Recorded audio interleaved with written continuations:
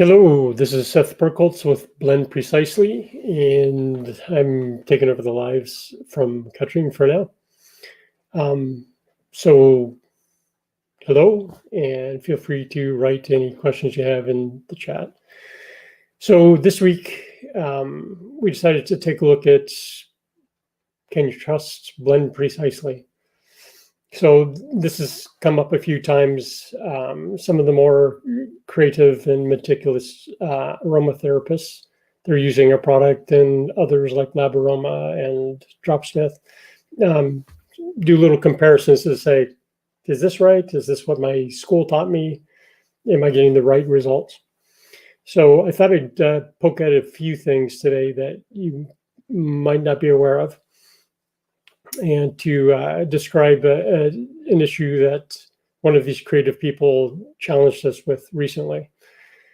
So with that, let me share my screen and get started here. And 1 second. And click on that and that. Alrighty. Okay, so here's the Blend Precisely app. And I have a simple recipe here with 6 drops of Emrys and 1 fluid ounce of almond oil as a carrier oil. So the reason I chose 6 drops and in 1 fluid ounce is because in my preferences, I set up that I wanted to say that there are 6 drops per fluid ounce to create a 1% solution, which is an actual number that some schools teach. So when I do that, let me bring that back up 1 moment. So one of the things that you'll notice as soon as this is done loading, let me just refresh that screen. Let's try that again. So you'll notice that the dilution ratio doesn't come out to exactly 1.11. Seem to be having a little network difficulty here.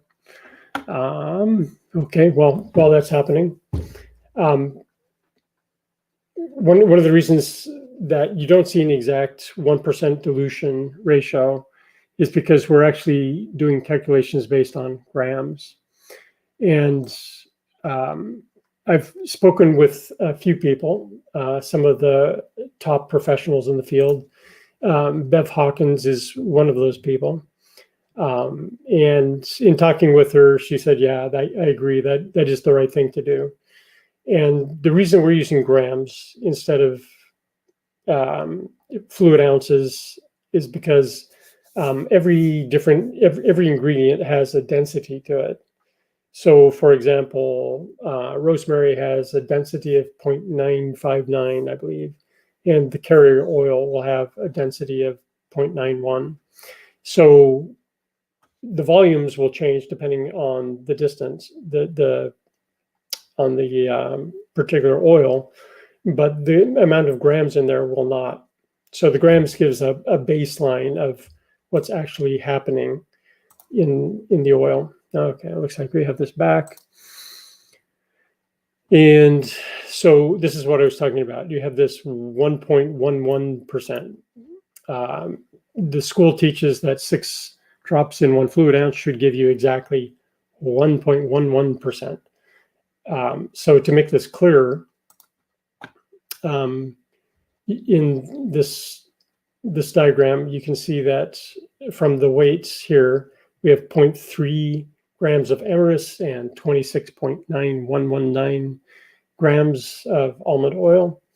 And if we break out a calculator, which I've done for you here already, you can see that it does in fact come up to 1.11%.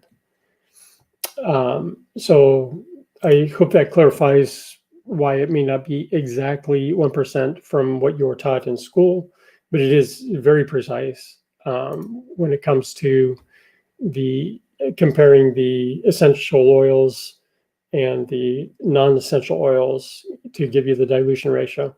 It's just a much more accurate way of presenting it. It's more reliable. You don't have to worry about temperature, pressure, or anything like that to get a proper dilution ratio. Okay, so that's it for that one. So I'd like to talk about the challenge that we were given from one of our clients. And what she was doing was she would say, okay, well, I put in 6 drops and I want to transition to using grams instead of drops, which is a trend in the aromatherapy industry at the moment. Everybody is kind of recognizing, yeah, okay, drops are not that accurate, so let's move to the more accurate thing. Interestingly enough, the process that she went through was she looked at the price and she said, okay, I see I've got 0.66 cents. And she was smart enough to say, okay, well, I'm going to take those grams and then I'm going to adjust those grams down to 66 cents, which is you basically have to iterate back and forth and do this one, which is kind of the hard way to do it.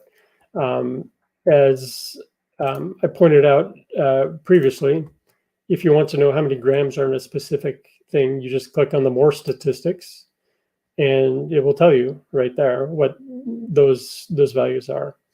So if you want to to convert your recipe, you can simply use these values and do save as, and I'll say fluid ounces in grams, and save it as another recipe, and then simply take the values that you saw previously and convert them to grams. Thusly, all right. I believe this was 26 something, and this was 0.033, if I remember right, 0.033. No, 0.33. Something like that. And you get the idea. That's how it goes. So I'm going to give this lady a name. I'll just call her Jane for now. That's not her real name, but she was very concerned because she saw that she had double the amount of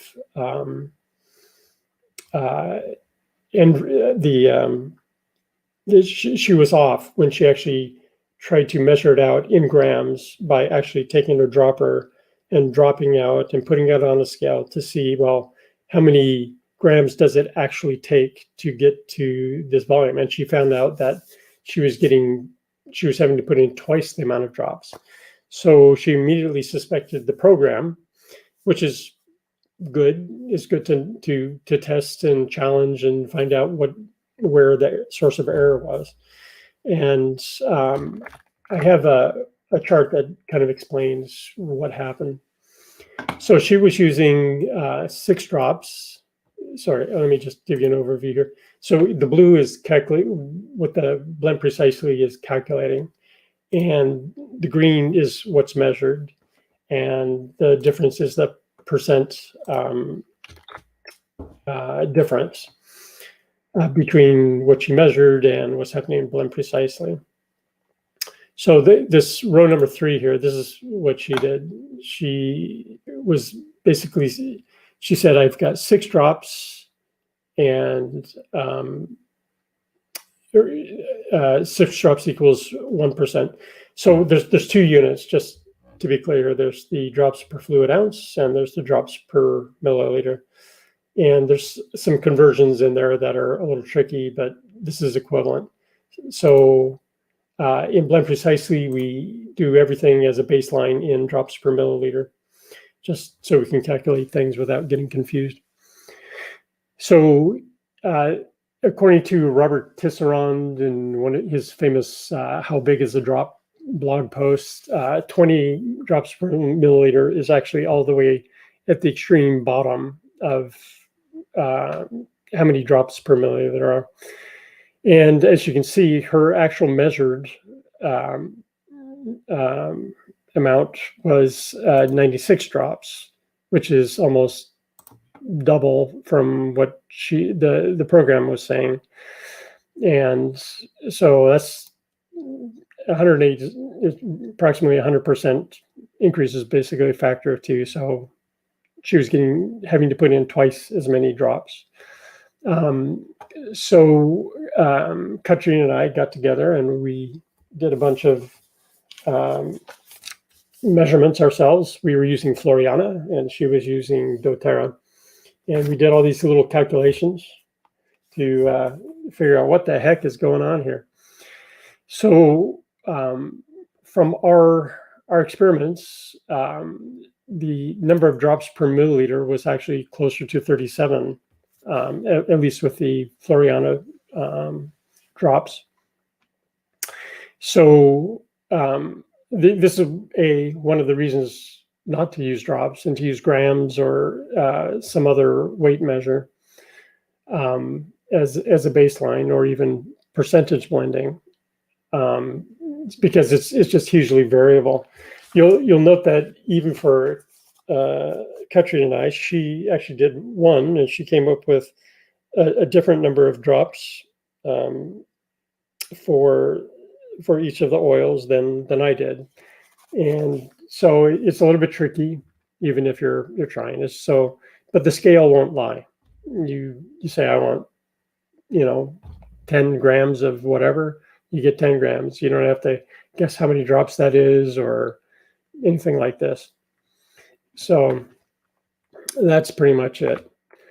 So if you have any questions, I went through this a little bit fast. I tend to talk a little fast. I'm actually slowing myself down here to hopefully get things a little more clear. Let's see if I can get back to the proper screen here. And where was that screen? Okay,